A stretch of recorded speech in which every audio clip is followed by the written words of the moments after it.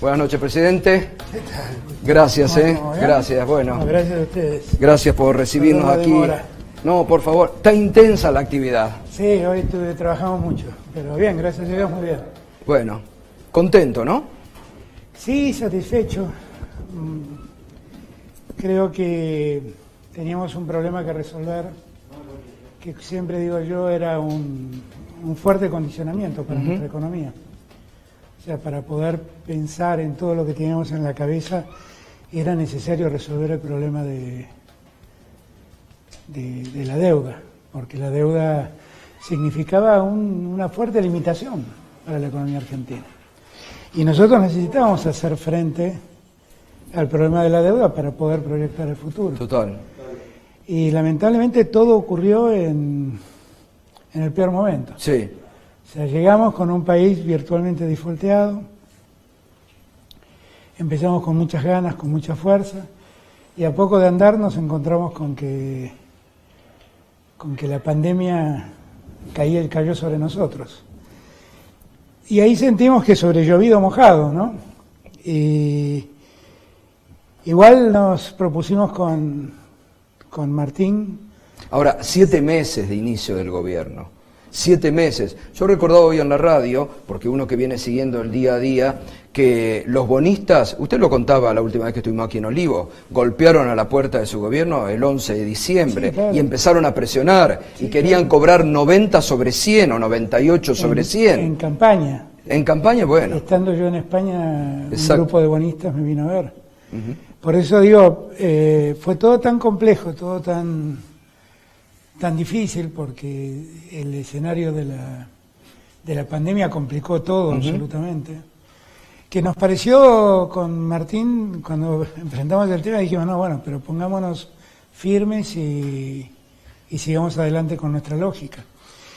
Y yo creo que nos dimos una lógica correcta, o sea, primero fijar cuál era el objetivo. El objetivo era que la Argentina asuma nuevos compromisos y que esos nuevos compromisos de ningún modo afecten el crecimiento futuro, Claro.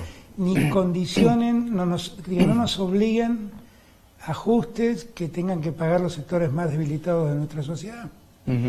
Y después a partir de esos objetivos nos dimos una estrategia adecuada. Una estrategia donde discutimos todo. Primero, pedirle al Fondo Monetario Internacional que haga un análisis de la economía argentina y diga cuáles eran los límites de sostenibilidad de la deuda. Y conseguir que el fondo Admita que era insostenible la deuda. Claro, admita lo que habíamos recibido. Ahora, eso también fue importante que usted en campaña se lo diga en la cara. Lo que están haciendo con el gobierno de Macri es insostenible en el tiempo y eso lo tienen que terminar admitiendo. Nosotros, yo cuando en campaña recibí a la delegación del fondo y les dije que dejen de prestar plata porque no iba a poder pagarse. Y todo ocurrió, lamentablemente todo ocurrió, para mi desgracia, hubiera querido no tener razón, pero todo ocurrió.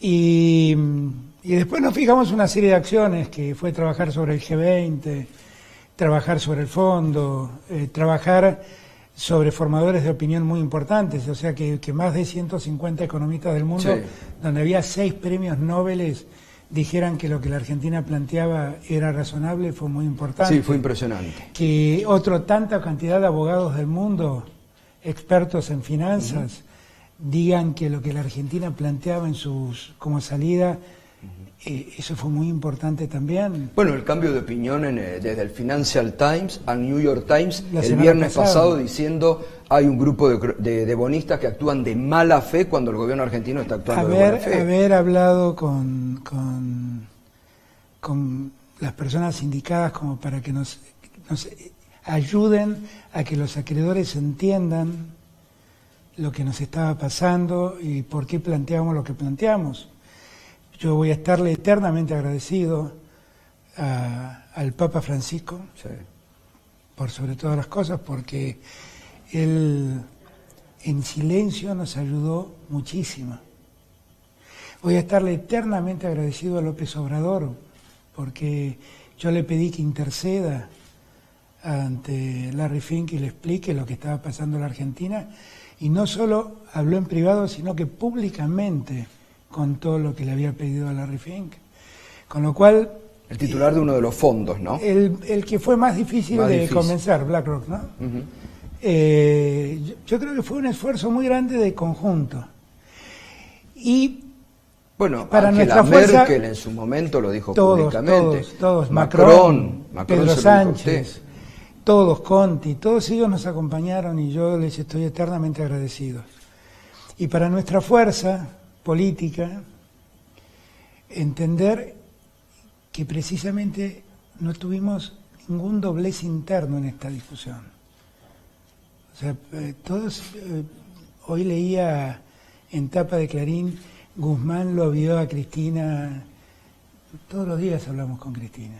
Y obviamente que Cristina también es parte de esta decisión. Parte del gobierno, además, y es ¿no? parte de esta decisión. Claro. Todos los días. Bueno, yo pensaba hoy, ¿no? Justamente... Marco, perdón esto, Gustavo, sí. Pero Marco, yo sé que en el programa lo ve mucha gente que adhiere al gobierno. Es tan importante que entendamos la unidad, el sentido de la unidad, y que entendamos que podemos tener matices y bienvenidos sean, pero que en el fondo, en los objetivos finales no tenemos diferencias. Eso es tan importante que lo entendamos todos. Tan importante. Y esto que hemos logrado es el resultado del esfuerzo de todo un gobierno, de todos. Bueno, es más, la vicepresidenta públicamente ha apoyado las gestiones, ha estado presente en los actos.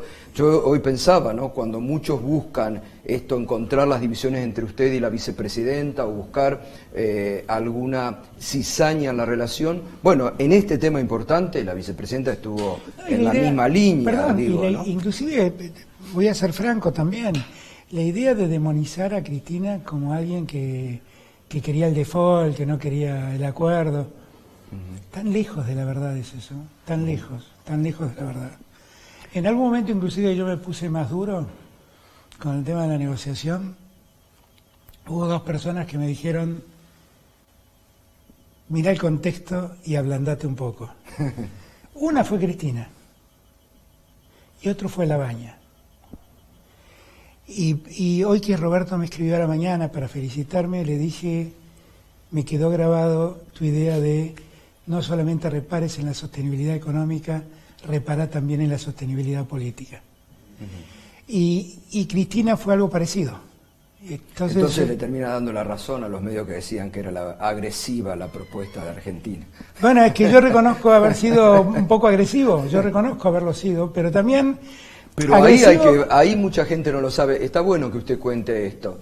Primero el contexto mundial, porque usted acá en estos pocos minutos contó desde el Papa Francisco, que hizo una tarea, organizó hasta un propio seminario en el Vaticano, presidentes del mundo, López Obrador, la gestión que acaba de revelar, y acá en la Argentina internamente insisten con que usted va a Venezuela, con que está aislado del mundo. Digo, esta es la lógica de un sector de la sociedad argentina que no quiere ver o que no ve este gran acontecimiento que toda la Argentina ha logrado hoy, ¿no? Sí, yo creo que hoy estamos volviendo, esta idea de si estamos en el mundo o no estamos en el mundo. Exacto. Hoy estamos volviendo a entrar al mundo con esto que ha pasado.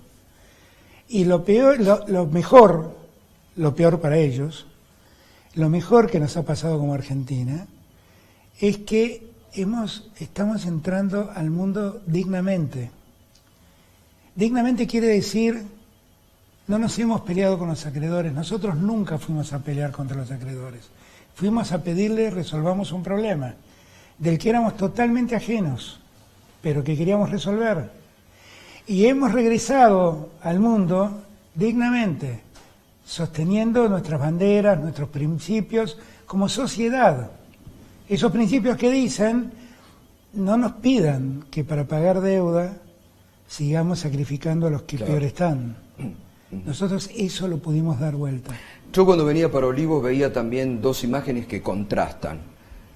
2 años atrás, Macri en el Salón Blanco de la Casa de Gobierno, anunciando que la Argentina volvía al Fondo Monetario Internacional a endeudarse, bonos 100 años después, y usted hoy anunciando, haciendo alusión a este acuerdo histórico, relanzando el Procrear. 2 imágenes diferentes de la Argentina.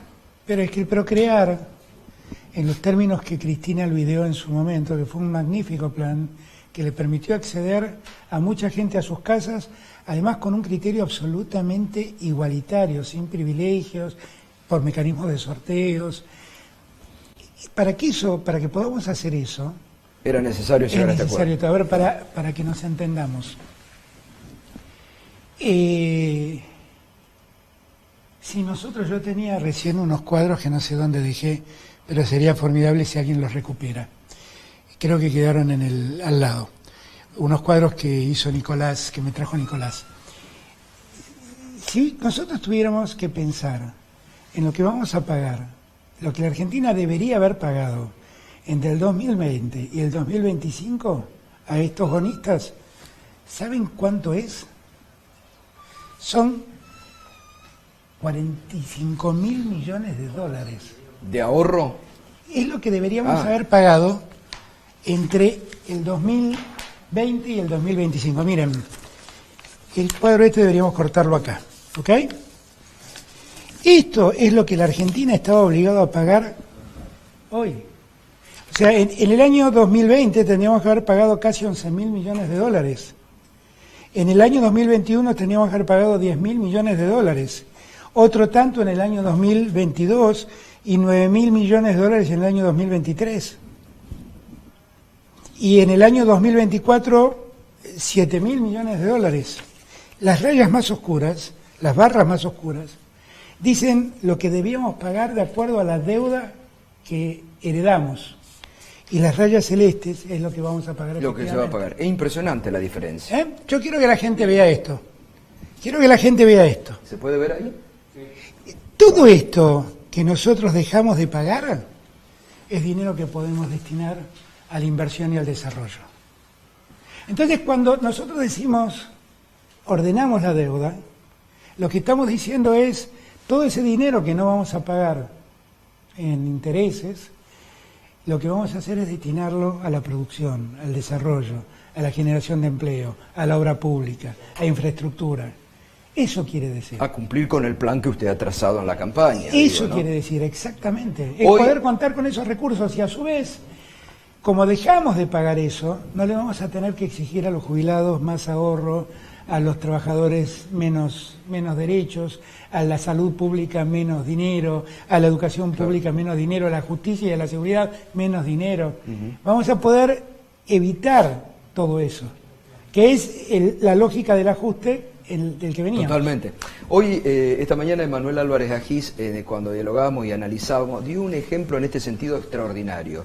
Muy claro, dijo, el presidente recibió una mochila que tenía 100 kilos de peso, lo redujo a 54,8 y recién va a haber que ponérsela sobre el hombro de los argentinos en el 2025. Eso sí. Es fantástico, como digo, señalando un poco lo que usted también nos deja marcaba, estos años para aprovecharlos. Recién tuve una reunión con el sector agroindustrial y les decía, miren, tenemos que empezar esto ya. Ya tenemos que empezar a ver qué normas hace falta, qué desarrollo hace falta, porque en toda la agroindustria hay una gran oportunidad de exportaciones y nosotros necesitamos que inviertan, que produzcan, que exporten y que entren divisas. Totalmente. Porque así vamos a poder generar desarrollo, no de otro modo. Ahora vamos a volver a este tema, presidente. Yo no me quiero ir de algo que usted marcaba, porque usted también este mediodía, cuando hablaba del Procrear, dio este mensaje. Mucha gente, incluso dentro del Frente de Todos, que se pone impaciente, que el gobierno está lerdo, que no hace 7 meses. Creo que es mucho más importante este acuerdo en el marco de la pandemia. ¿Qué gobierno hace un acuerdo cuando la economía mundial se ha derrumbado? Estados Unidos está en recesión. Y usted, me parece que pacientemente fueron con el ministro Guzmán. Usted dice, nosotros fuimos agresivos. Pero por lo que yo sé, los bonistas le hicieron muchos desplantes al ministro Guzmán también, ¿no? Y humildemente bancó, ustedes bancaron la parada, siguieron, y se llega a este acuerdo muy ventajoso. Ayer hablé por última vez con Martín a las 11:30 de la noche, y le digo, quiero el acuerdo escrito. Me dijo, pero el acuerdo escrito va a estar tipo 3:30 de la mañana. Bueno, cuando lo tengas, mándamelo. 4 menos cuarto de la mañana llegó. Y le dije, le puse un dedito y le dije, mañana nos vemos en Olivos. Y hoy cuando vino Martín lo abracé muy fuerte, rompí la cuarentena, debo confesar. Pero lo abracé porque él fue muy importante en todo esto. Y en el mientras tanto tuvimos que soportar, y él tuvo que soportar un montón de cosas. Bueno, hasta el domingo pasado, muchos en algunos medios lo criticaban como tuvo que soportar. Primero, que aparecieran supuestos negociadores que no eran tales. Yo tuve el tiempo que dediqué a decir públicamente que el único negociador por Argentina era Martín Guzmán, fue insufrible, porque siempre aparecía alguien que decía estar negociando en nombre nuestro, y lo único que hacía era complicarnos la negociación. El tiempo que tuve que soportar leyendo que la suerte de Martín Guzmán estaba echada y que era inminente su renuncia, y nadie confía más en Martín Guzmán que yo. Con Martín, yo creo que tuve una buena idea, porque cuando también lo traje me dijeron, pero trajo un universitario de Columbia y ¿qué experiencia tiene? Tiene la experiencia de la inteligencia, claro. Tiene una enorme inteligencia y un gran conocedor del mundo financiero.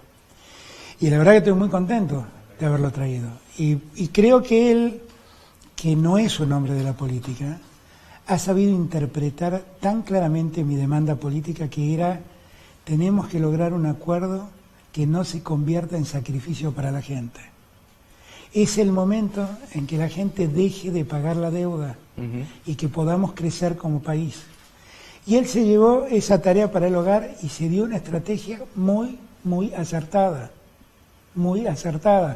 que si algún mérito me cabe en esa estrategia fue haberla adoptado como propia y haberla ayudado y avalado permanentemente. Y el resultado es este. Hoy usted decía, ahora comienza justamente una etapa de autonomía, hablaba de una economía en la acción y dice, bueno, justamente recuperar autonomía. Me parece también se recupera soberanía, ¿no? Política y económica. Eso le pasa a cualquier ser humano. Un ser humano endeudado está muy condicionado. Claro. Un país endeudado está muy condicionado. Exacto. Y la realidad es que lo que nosotros hemos logrado hoy es recuperar capacidad de decidir cómo utilizar nuestros recursos. Y me parece que en ese sentido hemos dado un paso enorme. Acá entran todos los bonos, ¿no? Todo. El de 100 bonos, el de 100 años también. Entra todo. Cuando hoy hablamos del caso Procrear, ¿no? Sí. El Procrear fue un plan que creó Cristina, muy exitoso. Le permitió a muchísima gente llegar a su vivienda. Cuando llegué al gobierno, me anunciaron que había más de 10.000 viviendas que Cristina dejó hechas y nunca las terminaron y nunca las entregaron. 10.000 viviendas. Sí. Somos conscientes de lo que hablamos. Sí. En el medio, el Procrear se alteró y el índice de actualización que usaba Cristina se cambió por el UVA. Sí, que hoy mucha gente lo está padeciendo lamentablemente. Y es un reclamo permanente. Y lo que ocurrió es que muy pocos entraron, y entonces el sistema de Procrear se volvió muy débil, no tenía fuerza. Ahora con esto nosotros podemos relanzar el Procrear y podemos ayudar a que la gente acceda a su casa con buenas tasas, como tenía el Procrear en el año 2015, con tasas que se puedan soportar. De hecho, el plan está pensado ahora con una tasa que esté vinculada al ingreso de la familia. Entonces, para poder hacer eso, teníamos que poder contar con recursos y no destinar los recursos a pagar deuda. Yo creo que ahora se abre una excelente oportunidad como país y como sociedad. Una excelente oportunidad. Es la posibilidad de que el empresario pyme tenga crédito, es la posibilidad de que el monotributista tenga crédito, es la posibilidad de que las grandes empresas inviertan, exporten. Es la gran oportunidad que tenemos. Tenemos ahora 4 años por delante para disponer de nuestros ingresos y para aplicarlos bien. ¿Se puede decir que a partir de hoy, no sé si porque usted está más tranquilo, porque se ha resuelto, relanza o comienza con sus objetivos que tenía cuando llegó al 10 de diciembre a la No, al no, gobierno? porque mis objetivos siguen siendo exactamente los mismos. Lo que pasa es que acá lo que todos nos olvidamos es que estamos en una pandemia. Una pandemia. ¿No? Que hoy hay nuevos récords. El otro día en hablaba, Argentina, ¿no? sí, claro, el otro día hablaba con el expresidente Duhalde. Y él me contaba un montón de cosas que él había hecho en favor de la producción, que yo comparto, ¿no? Los dos tenemos esa mirada productivista. Pero después de terminado de contarme todo, le decía, claro, Eduardo, pero eso no lo podemos hacer porque estamos en pandemia. O sea, la pandemia es una limitación Total. enorme, enorme. Y que nosotros, todos los argentinos, por la responsabilidad que tuvimos y por haber aceptado las cuarentenas en el momento inicial, venimos sorteando bastante bien, pero que no terminó, ¿eh? Exactamente. Que bueno, no hoy terminó, lamentablemente hay un récord de muertos, de nuevos Por eso casos. digo, no terminó. Entonces hay que entender que hay que ser cuidadosos, que hay que Total. ser respetuosos de las normas de distanciamiento y hay que entender que todavía estamos en un tiempo donde lo mejor que podemos hacer es quedarnos en nuestras casas. Increíble que algunos se molesten y algunos comunicadores importantes porque por este decreto que ustedes sacaron prohibiendo las reuniones sociales en la Argentina. Claro, ¿no? bueno, pero es es una que forma de también de cuidar a todos. De cuidar ¿no? simplemente. O sea, que los que me dicen que quieren ver a su hijo, yo también no quiero ver a Estanislao y no lo estoy viendo. Pero lo que tenemos que hacer es cuidarnos. Totalmente. Cuidarnos. Presidente, algunos se molestaron cuando usted habló de que no le gustaba hablar de planes económicos y hasta el día de hoy le dicen, y hoy todavía algunos insistían, bueno, llegó el momento para que Alberto Fernández presente el plan económico con esto, con esta decisión que se ha tomado y de acuerdo importante, ¿no? Insisten algunos sectores de la economía argentina con el plan económico, ¿no? Me mordía, lo escuchaba y me mordían los labios porque dicen que cuando uno se muerde los labios es que no quiere decir algo que quiere decir. Y la verdad lo voy a decir. Los dos últimos planes económicos que escuché fueron de Prat-Gay y de Duhovne. El de Prat-Gay, el día que dijo que iba a salir del cepo y la inflación no se iba a mover. Llegó el dólar de 9 pesos a... Sí, que la devaluación 15, no iba a afectar y que no iba a haber inflación. A 15, 16, Exacto. y ese año terminó con 40 y tantos puntos de inflación. Y de allí en más no se volvió nunca más de la inflación. El segundo plan fue el plan donde apareció Duhovne rectificando un presupuesto aprobado una semana antes, donde las metas de inflación estaban totalmente desvirtuadas. Yo digo, la verdad es que lo que hace falta no es planificar tanto, lo que uno tiene que tener en claro es cuáles son los objetivos. Mi objetivo es la generación de inversión y la generación de trabajo. Mi segundo objetivo es que eso que se produzca en la medida de lo posible se exporte lo más que se pueda. Mi tercer objetivo es que la Argentina necesite cada vez menos importar insumos. Y eso lo quiero hacer en un marco de 5 reglas. Desendeudémonos, porque mientras estemos endeudados, estamos totalmente condicionados. Primer paso que se cumplió ya, porque ahora viene con el fondo que vamos a hablar, pero se está logrando. Que estamos empezando. Claro. Segundo paso, acumulemos reservas, porque eso da fortaleza a la economía.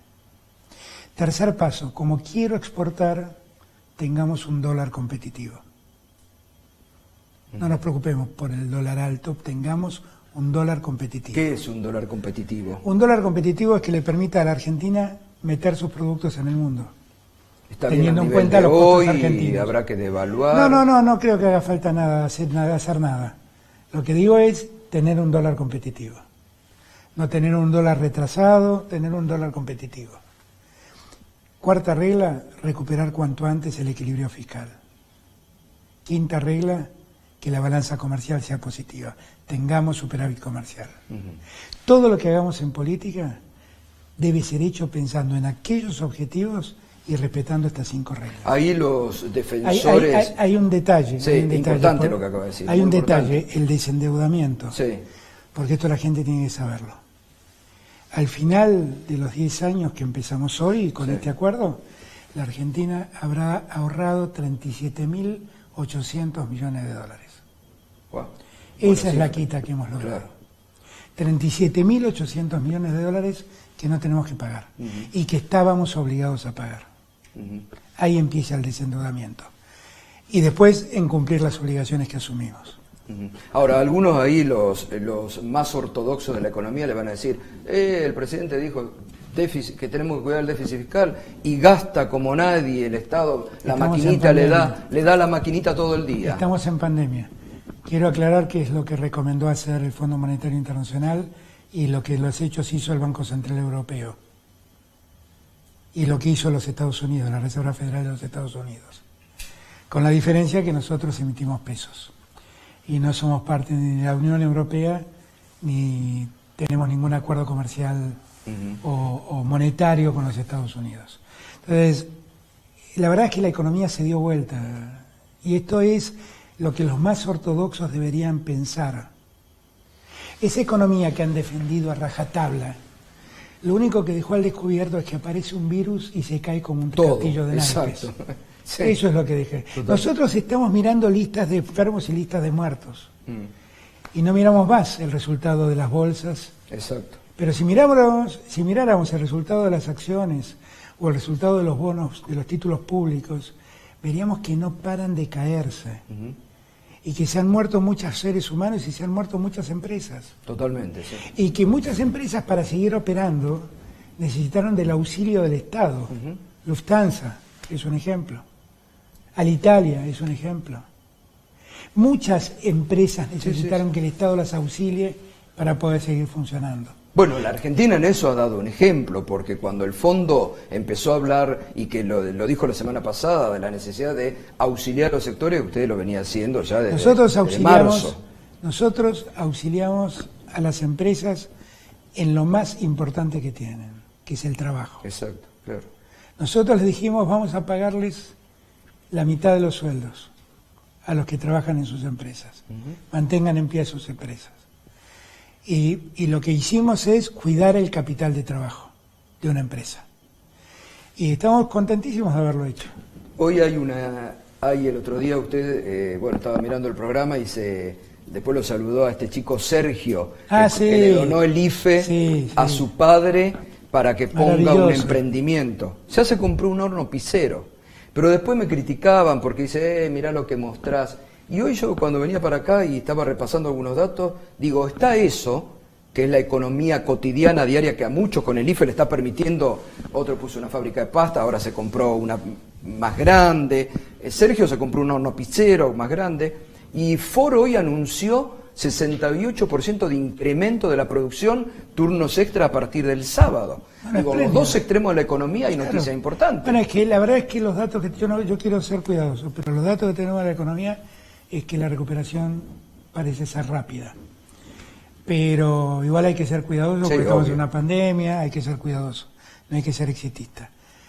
Pero esa ayuda que le dimos a Sergio, o la ayuda que le dimos a alguien que publicó en Facebook su historia de que utilizó ese dinero para hacer pastas, raviolones, pastas, Ezequiel de Moreno. Son historias maravillosas de gente que aprovecha esos recursos para poder crecer. Vi el otro día 2 señoras que habían comprado el IFE y compraron verduras y frutas y pusieron un puesto callejero para reproducir, para multiplicar esos recursos. Y está muy bien.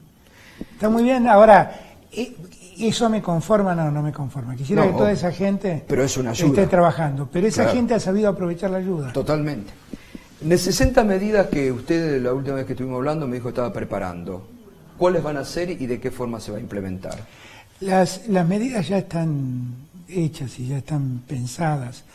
Y la verdad lo que estamos discutiendo es cómo esas medidas que hemos pensado y que ya está visto inclusive en términos de construcción normativa, cómo eso puede repercutir mejor en las provincias. Entonces, hace ya 2 semanas, Guado y Matías Culfas están hablando con cada gobernador, preguntándole, diciendo, tenemos estas medidas.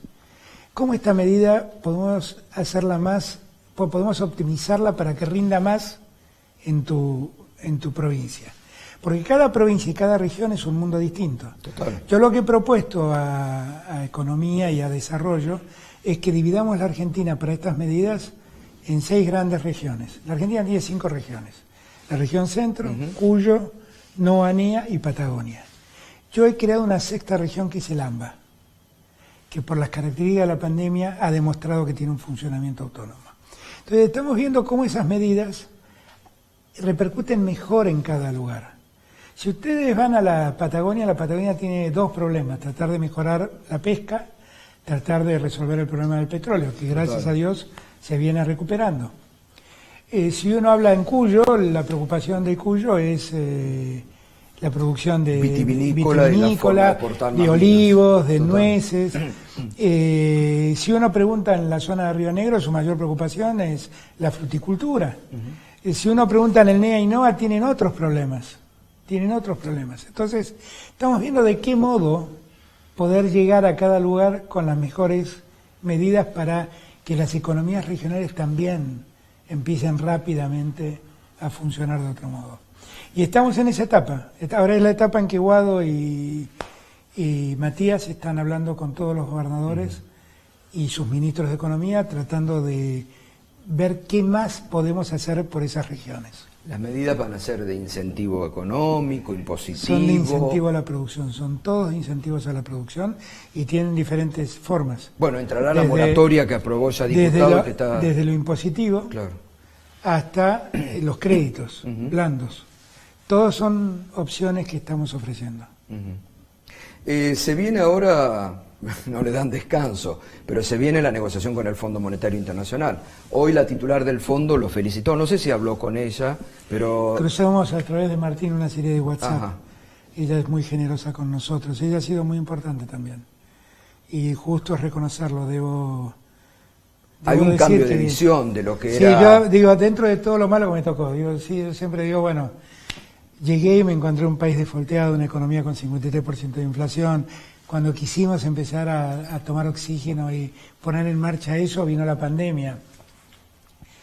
Bueno, dentro de tanto malo, gracias a Dios que en el fondo estaba Kristalina Georgieva, porque el Papa me lo dijo, debo admitirlo, ¿no? Me dijo, esa señora vio la pobreza en su niñez muy de cerca. Y entiende muy bien lo que es la pobreza. Explíquele lo que pasa en Argentina que lo va a entender. Y tuvo toda la razón del mundo. El Papa se ha convertido en un gran consejero, por lo visto, bueno, en materia económica. Es un buen consejero. El Papa es un argentino, conoce lo que le pasa a la Argentina. Sabe dónde están los problemas. Sus curas villeros le cuentan lo que pasa en la pobreza argentina. Y él lo entiende muy bien y lo siente mucho. Y la verdad es que sus consejos a mí me han servido, sinceramente. ¿Y alguna ayuda? Ahí recién me decía Gustavo Vélez que tiene por acá atrás una estatua de Monseñor Angelelli y la cruz de Angelelli. Sí. Y hoy se cumple un aniversario del fallecimiento. Gustavo Vélez decía, todo cierra, decía. Sí, efectivamente. Y uno quiere esa iglesia. La iglesia de Angelelli, la iglesia de los curas villeros, la iglesia de los curas de la Opción por los Pobres, la iglesia del Padre Francisco, esa iglesia que en verdad lo que pide es un mundo más igual, más equilibrado, más justo. Bueno, ahí el Papa ha venido marcando una postura de un nuevo orden económico mundial muy y esas críticas que el Papa hace a cómo funciona el capitalismo son muy parecidas a las que desde hace años hacemos con Néstor y con Cristina. Pedir un mundo más equilibrado, un mundo más igualitario, un mundo que de una vez por todas entienda que el mejor capitalismo es el capitalismo que produce, no el capitalismo que especula. Porque en ese capitalismo financiero que especula, un virus rompe la burbuja y destruye todo. Pero ¿qué es lo que queda en pie? Quedan en pie las máquinas, quedan en pie los que trabajan, quedan en pie los edificios. Yo siempre digo, hubo un momento en que el capitalismo fue virtuoso. Y siempre cuento el ejemplo, pues el único que me viene a la memoria, pero debe haber muchos más, el ejemplo de Ford, ¿no? Exactamente. Ford creó un auto que era para una élite neoyorquina, era para una élite americana. Y un día se preguntó, ¿y por qué los que trabajan en Ford no pueden tener su auto? Claro. Y el día que se hizo esa pregunta, el capitalismo fue maravilloso, porque él invirtió, dio más trabajo, empezó a producir en masa los autos, y los autos empezaron a llegar a todos. Y eso fue una rueda muy virtuosa. El día en que en el mundo se hizo más importante el gerente financiero que el gerente de producción en las empresas, ese día el capitalismo fue peor. Claro. Fue mucho peor. Nosotros tenemos que rescatar lo mejor del capitalismo, que es el capitalismo que invierte, que arriesga, que con la inversión da trabajo, que produce y multiplica lo que produce. Bueno, las pautas y la plataforma está a partir de ahora. Me imagino que muchos empresarios argentinos no van a tener, porque le reclamaban esto, ¿no? Yo quisiera acuerdo, a ir al mundo, yo quisiera arreglar. que todos entiendan esto, que todos entiendan que el secreto del mejor capitalismo reclama más igualdad social. Porque un capitalismo sin consumidores no tiene sentido.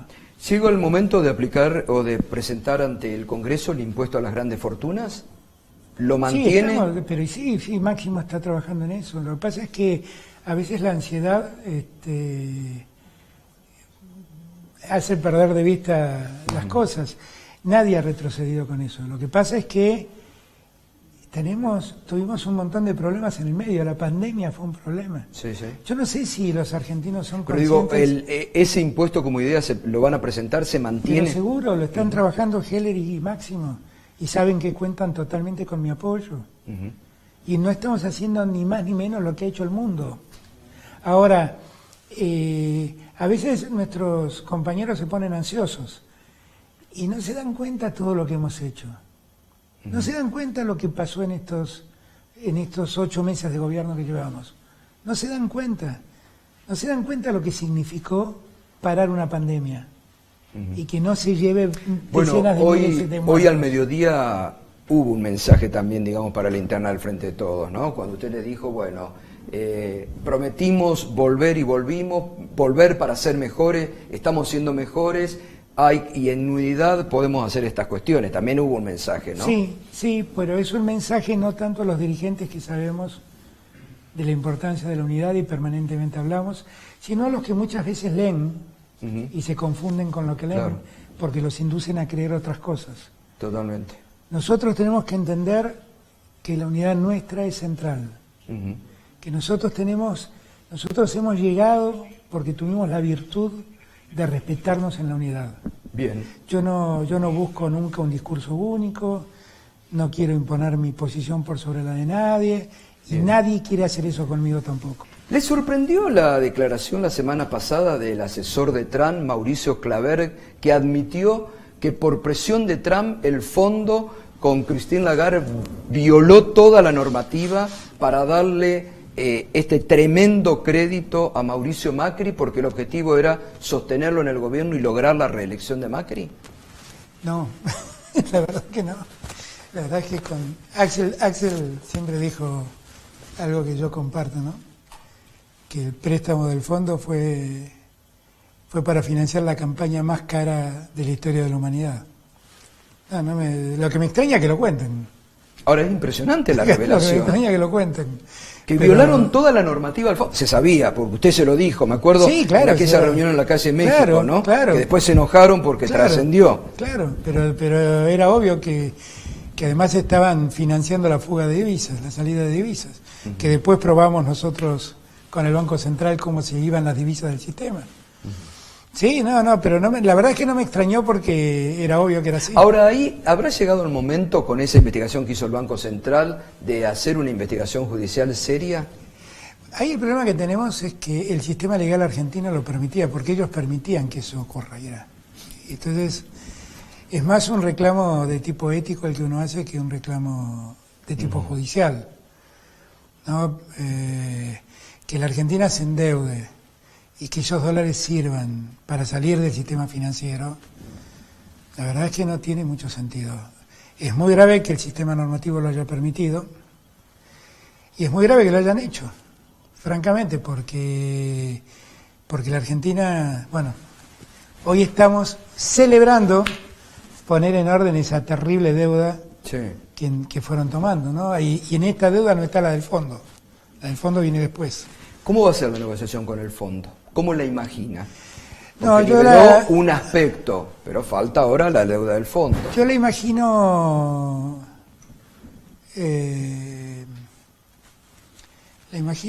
fructífera, la negociación. Pero básicamente por lo que me ha transmitido Kristalina Georgieva, que cuando yo les contaba a ustedes que ella para mí fue muy importante en esta negociación, porque ella entendió lo que le pasaba a la Argentina.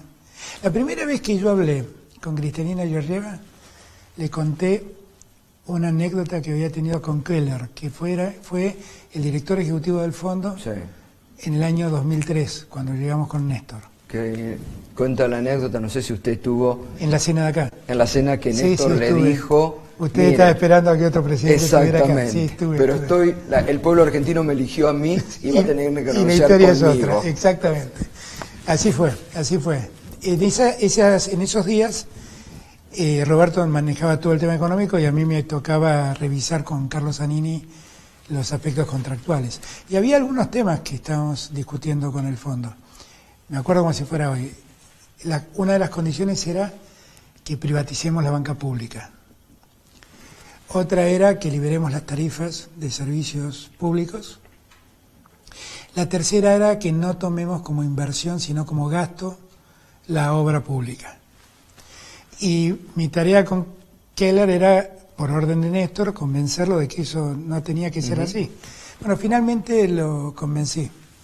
Y en un momento me acuerdo que le dije a Keller, mire, si usted nos deja a nosotros, Roberto tenía muy bien claro lo que había que hacer en la Argentina, si usted nos deja a nosotros, ustedes van a cobrar mucho antes que si nosotros hacemos lo que usted nos pide que hagamos. Mire, la Argentina la conocemos nosotros, ustedes no. Totalmente. Confía en nosotros. Keller, que después fue presidente de Alemania, era un hombre de la política y me entendió y nos acompañó. ¿Y usted cree que esa anécdota vale para este momento Fue también? Lo primero que le conté a Kristalina Georgieva la primera vez que hablé cuando era candidato.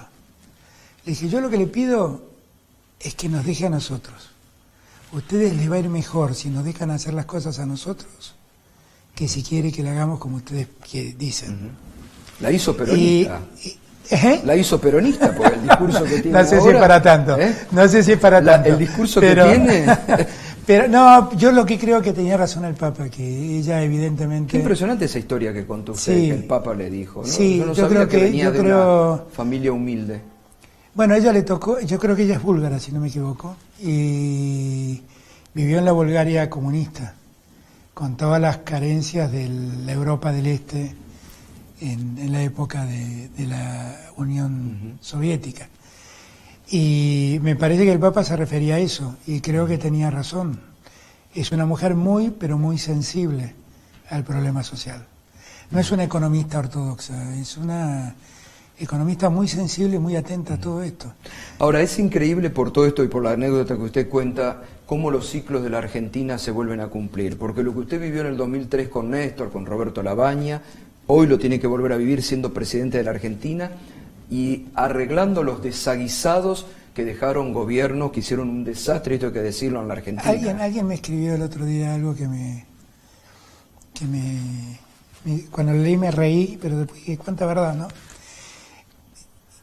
Éramos nosotros los que íbamos a sacar a la Argentina del mundo, los que íbamos a defoltear, los que íbamos a paralizar la economía, y la verdad todo eso lo hicieron ellos. Éramos nosotros los antirrepublicanos, los que íbamos a perseguir opositores, y la verdad lo que hicieron todo eso fueron ellos, no fuimos nosotros. Y la pregunta es, ¿por qué han estigmatizado así al peronismo? Si el peronismo nunca llegó al gobierno, si no es por el voto popular. Si el peronismo realmente nunca persiguió a nadie. Ahí recién nos enteramos que el doctor Menem nos estaba mirando. Sí, Miren, y le mando un abrazo porque sé que está medio enfermucho y espero que se cure pronto. Mire que hemos tenido diferencias con el doctor Menem. Él nunca puso un opositor en la cárcel. Es verdad. Nunca. Y ningún peronista lo hizo. Pero lo hicieron con nosotros. Uh-huh. Sí, sí. Entonces, por eso a veces yo me pregunto por qué esos juegos de estigmatizar la ideología o la posición de la gente, y por qué de una vez por todas no nos ponemos a pensar cuánto de cierto hay en todo eso. Ahora, hoy, salvo algunas excepciones que ni vale la pena mencionar, la mayoría de la oposición reaccionó positivamente, felicitando desde Horacio Rodríguez Larreta, Diego Santilli, Martín Lustó, Jorge Macri, gobernadores, Gerardo Morales, digo muchos, de distintos sectores. Otros no valen la pena mencionarlo porque no se lo merecen. Ahora, ¿cómo se entiende cuando pasan a la acción política y, por ejemplo, con esto, y ahora pasamos a hablar de otro proyecto importante que le veníamos reclamando mucho, debo admitir, yo era uno de los ansiosos, que era la reforma judicial, y dicen, no la vamos a apoyar. No habían leído el proyecto. Y dicen algunos, no vamos a sesionar, no vamos a autorizar las sesiones virtuales porque no podemos en sesiones virtuales tratar la reforma judicial. ¿Cómo compatibiliza esa acción política, infantil en algunos casos, ¿no? Sí,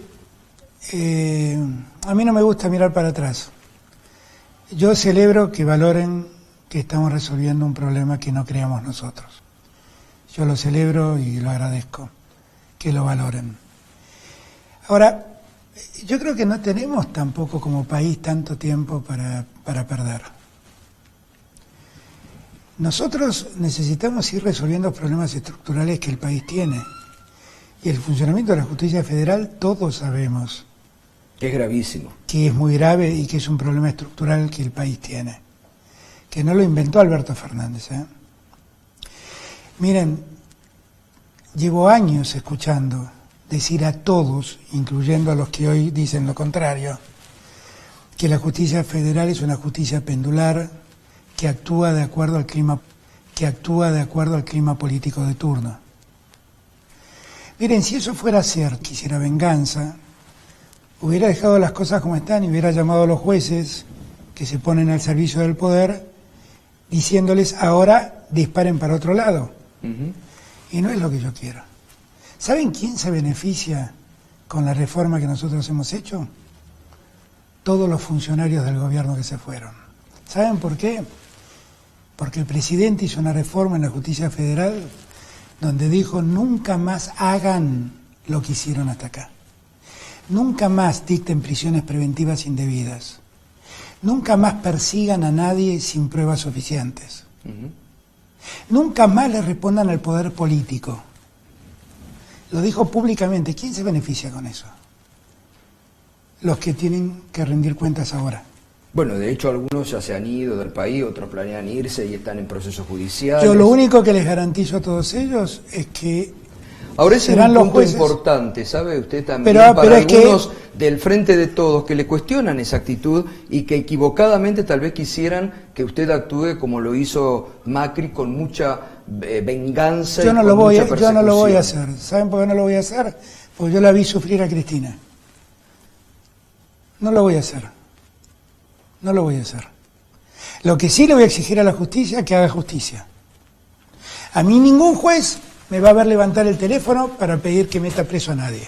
Y ningún juez me va a ver levantar el teléfono para pedir que dejen de hacer justicia. Ahora, es cierto también, presidente, que hay un sector, un statu quo en la justicia macrista que sigue actuando. Lo del fiscal, lo del procurador Casal persiguiendo, como lo hizo la semana pasada, a la fiscal Boquín, que es un ejemplo de independencia y con todas las presiones que soportó del macrismo, llevó adelante la causa del Correo y la persigue. Sí, a mí lo que me preocupa de ese caso, yo no quiero opinar puntualmente, lo que me preocupa es que pase eso y un fiscal procesado siga siendo fiscal. Bueno, por eso, muchos argentinos nos preguntamos incluso cómo el fiscal Stornelli puede seguir siendo fiscal estando procesado. Eso me preocupa que hay como una doble vara, eso me preocupa. Pero bueno, también son estas las cosas que tenemos que debatir, si queremos que eso siga ocurriendo. Porque lo que la gente tiene que entender es que el servicio de justicia tiene que ver con ellos, porque ojo que la justicia federal no habla solamente de funcionarios públicos, ¿eh? La justicia federal, tal como está concebida, ahora va a intervenir en contrabandos, va a intervenir en lavado de dinero, va a intervenir en trata de personas, va a intervenir en delitos tributarios, y eso afecta a ciudadanos comunes, no son funcionarios públicos. Y nosotros tenemos que darle garantía de buen funcionamiento a esos En todo ciudadanos. caso habrá que hacer los debates políticos que corresponden, ¿no? Y bueno, pero si lo único que hice yo fue mandar una ley al Congreso. Sí, eso es lo que llama la atención, ¿no? Y que en el Congreso corrijan si hay algo que corregir, si lo pueden hacer mejor. Además, miren, la ley tiene 3 partes. Una primera parte se dedica a la justicia penal federal de la capital federal. Una segunda parte unifica el fuero contencioso administrativo y civil y comercial federal. Este fue un proyecto que nos trajeron y que nosotros dijimos está bien. Consejeros del Consejo de la Magistratura que no son oficialistas, dijimos esto está bien, es una buena idea. Y la tercera parte de la ley es una parte del programa 2020 de la justicia de Macri, del Ministerio de Justicia de Macri. O sea, está hecho con una objetividad total, absoluta. Ahora, lo que creo que en algún momento los argentinos tenemos que ponernos a pensar cómo funciona el servicio de justicia, que va mucho más allá de cuántos miembros tiene la Corte, que ni siquiera es tema del Consejo. Digo, un trabajador que ve sus derechos conculcados, un jubilado que ve sus derechos conculcados y llega a la Corte. Total. Es muy importante cómo la Corte funciona. Se molestaron aparentemente, según los titulares de algunos diarios, y le mandaron mensajes No, casi extorsivos. Claro, pero digo. es que yo no me estoy peleando con la Corte, no tengo ningún problema con la Corte, solo estoy diciendo lo que veo. Estoy diciendo lo que veo. El 85% más o menos de las sentencias que dicta la Corte son rechazos de recursos extraordinarios, Sí, sí. porque no reúnen las condiciones del artículo 280. Y hay muchas cosas para pensar. Por ejemplo, ¿usted sabe qué ley regula el recurso extraordinario? Es la ley 48, vamos por la 28.000 casi. Oh, Esa ley dice que hay cuestión federal para que la Corte intervenga cuando hay sentencia definitiva y hay derechos constitucionales en juego. Pero la Corte después fue avanzando jurisprudencialmente. Y entonces dijo, bueno, también voy a intervenir cuando hay arbitrariedad. Y después dijo, bueno, y también voy a intervenir cuando hay riesgo institucional. Y después hubo una ley que dijo, y también puede intervenir per saltum cuando se dan ciertas condiciones. Bueno, la situación ha hecho que hoy en día la discrecionalidad de la Corte sea muy alta. total. Para decidir, en este caso intervengo y en este caso no. Claro. Bueno, son cosas que tenemos que revisar y no estoy hablando mal de ninguno de los jueces.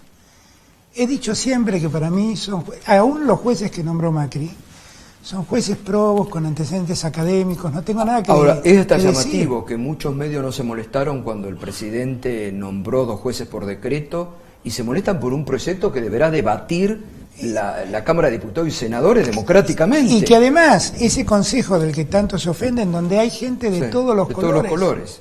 ¿Eh? Sí, porque está hasta la amiga del presidente, del expresidente Macri, Y ¿no? que es una mujer con muchísimos antecedentes en derecho internacional. Pero cuando uno revisa todo lo que eventualmente proponga ese consejo, son leyes que deberán debatirse en el Congreso. Exacto. Yo no puedo resolver nada por decreto. Lo que no entiendo es por qué postergar ese debate. Si es un debate que se puede hacer como se hacen muchos debates hoy. Nosotros damos clases por internet para los alumnos. Yo tomo exámenes a distancia, por Zoom, por cualquiera de estos métodos, por videoconferencias. Hoy alguien, no sé quién, ¿no? Pero en esto que usted dice, ¿no? Cómo se trabaja hoy, acaban de aprobar la ley de teletrabajo. Claro. Pero celebraron estos medios que comenzó por Zoom el juicio de la obra pública, donde está la expresidenta, pero no quieren sesionar por Zoom. Claro, pero es que es una cosa increíble. ¿Y qué es lo que impide trabajar de ese modo? Yo me he acostumbrado, debo reconocer que lo único que me parece feo del método son los anuncios públicos, porque no es lo mismo hablarle a una cámara que hablarle al público y verle la cara. no es lo mismo, hay como más distancia, hay cierta frialdad que en los actos se pierde. Ahora, no existe. Ahí también hay se da en la oposición una contradicción grave, porque a usted también lo critican mucho, incluso sus partidarios, por la buena relación que mantiene con Horacio Rodríguez Larreta, con gobernadores de la oposición, con intendentes de la oposición, que están, yo lo vengo sosteniendo, me parece, dando un ejemplo a la ciudadanía de realmente muy digno de la dirigencia política respondiendo frente a la pandemia. Ahora, dentro de ese partido, que a usted lo apoya frente a la pandemia que está trabajando, hay posiciones realmente que parecieran de una oposición salvaje, en algunos momentos hasta desestabilizante, ¿no? Sí, bueno, yo creo que yo siempre fui muy enemigo del discurso único, y por lo tanto yo admito las disidencias y demás. Pero yo tengo que gobernar, ¿no? Y a la hora de gobernar en una pandemia, no vengamos con debates políticos. Yo con Horacio Rodríguez Larreta voy a debatir políticamente cuando llegue el momento electoral, no ahora. Y seguramente con Gerardo Morales, con el gobernador de Mendoza, con el gobernador de Corrientes, seguramente estaremos enfrentados en las próximas elecciones. Pero ahora no tengo nada que debatir, ¿eh? Ahora lo que me preocupa es la salud de los que viven en Buenos Aires, en la ciudad de Buenos Aires, la salud de los correntinos, la salud de los jujeños, la salud de los mendocinos. Punto. Y yo ahí, ¿qué me voy a poner a discutir política? Yo ahora tengo otro problema. Y además yo también creo que la política no es tirarse insultos. No, es tirarse ideas. Totalmente. Es tirarse ideas. Que hoy se carece de un sector. Claro, que hoy se carece. Es debatir, es confrontar posiciones. Total. Y hacerlo en ese campo y no ir corriendo a los tribunales a hacer denuncia, Claro, no, bueno, lo peor, la política se degrada cuando recurre a la justicia. Totalmente. Porque, bueno, nunca fui amigo de esa lógica. Presidente, retomo, cuando iniciamos decía, bueno, nos deja ahora una posibilidad de desarrollo para muchísimos temas, anunció estas 5 medidas, me parece muy importante, en las que piensa, nombraba el tema de los jubilados. ¿Cuándo van a presentar la fórmula? Porque ahora el panorama despeja mucho. Yo le pedí a Sergio Massa que apuremos ese tema en el Congreso. Y hoy estuve hablando con Fernanda Raberta a ver cómo podemos ir resolviéndolo. Porque la verdad es que yo quisiera tener una fórmula y no ser yo el que tenga que resolverlo. Porque ahora se va a tener que dar otro aumento, ¿no? Para sí, septiembre. claro, en septiembre. Entonces estamos viendo... Pero yo quisiera que la fórmula se resuelva como está dicho en la ley que dictamos en diciembre, que la resuelva el Congreso. Es decir, que ¿van a presentar ustedes un proyecto o van a analizar? Ya hay proyectos que se están analizando en una comisión especial. Tema tarifas, que es otro tema preocupante, ya ha despejado todo esto. Eso no es un tema que de acá a fin de año tengamos, no es un tema de acá a fin de año. Tenemos algún problema con el tema de las naftas, que estamos hoy a la mañana. Por ahora están congeladas, pero ahí tenemos un problema que estamos hablando con YPF, pero las tarifas eléctricas y de gas hasta fin de año no van a tener cambios. Hoy, bueno, antes de empezar esta reunión, usted tuvo este reportaje, usted tenía una reunión con este grupo de gente allegada al sector agroindustrial, ¿no? ¿Tocaron el tema Vicentín? No. ¿Y qué pasa a partir de ahora con el tema Vicentín? O, mejor dicho, con la posibilidad de que la Argentina participe allí. Mire, Vicentín es una prueba contundente del daño que generan los falsos dilemas. Como alguna vez le conté, Vicentín era un tema del que me venían hablando antes de asumir.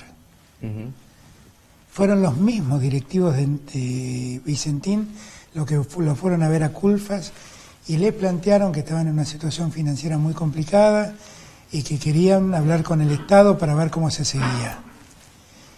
Asumí y desde entonces todos me plantearon el problema Vicentín como un problema acuciante para el sector agroexportador y para la provincia de Santa Fe puntualmente y para los productores de la zona de influencia. Finalmente decidí tomar cartas en el asunto. Y el día que tomé cartas en el asunto, no me pregunten cómo, me convertí en un expropiador serial.